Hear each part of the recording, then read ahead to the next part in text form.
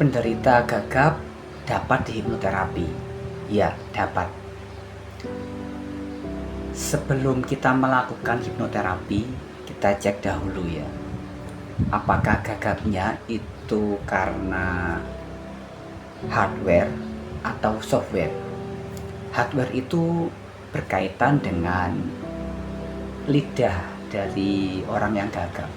Kita cek apakah lidahnya itu pendek atau panjang.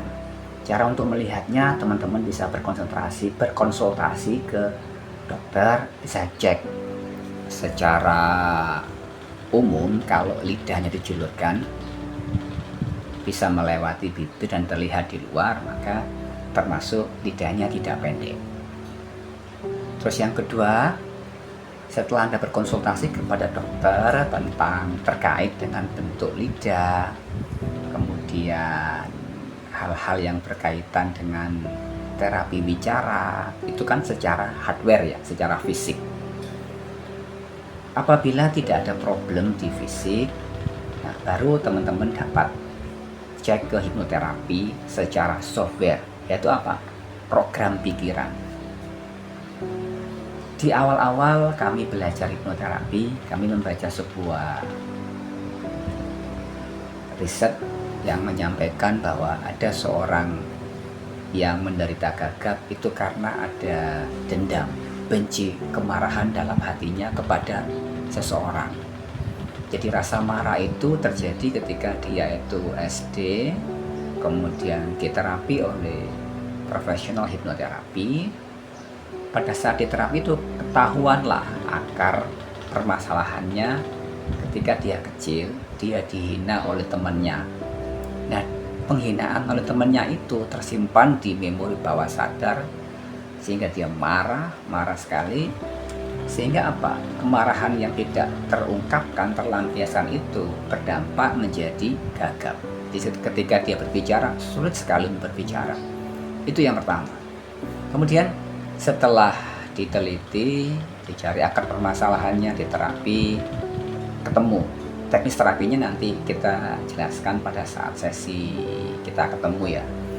Yang kedua, dari kasus yang pernah kami tangani, kenapa seseorang itu menderita gagap, ternyata ada seorang anak SMA, dia kurang lebih kelas 2, di pertengahan ya, SMA. Ketika kita datang ke sana, dia menceritakan kenapa kok gagap, tidak pede. Ternyata dia punya pengalaman di masa lalu ketika dia SD, pada saat berangkat sekolah, baju olahraga yang dibawa oleh ayahnya itu masih nyantol di motornya dan terbawa pulang.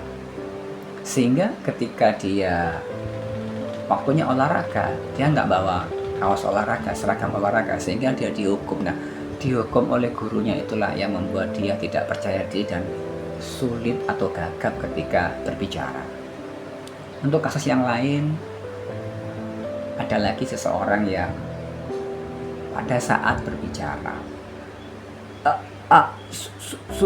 susah sekali mengucapkannya seperti itu.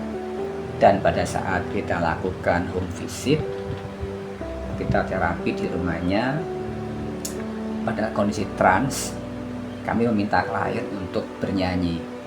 Dan dia bernyanyi bagai bintang di surga dengan lancarnya. Nah, untuk detailnya teman-teman yang mau konsultasi dan sharing tentang hipnoterapi, silakan datang ke basecamp kita di lantai 2 ya. Alamat ada di sini, Hipnoterapi IAIH Semarang. Bagi teman-teman yang di luar kota Semarang, bisa kita bantu hipnoterapi jarak jauh secara online dengan beberapa prosedur. Atau yang luar kota mau mengundang kami datang ke kota Anda, apakah ke Solo, Jogja, Jakarta, Surabaya, insya Allah kita siap dengan perhitungan yang masuk akal. Saya yakin teman-teman paham apa yang saya maksudkan. Sukses selalu, berkah berlimpah.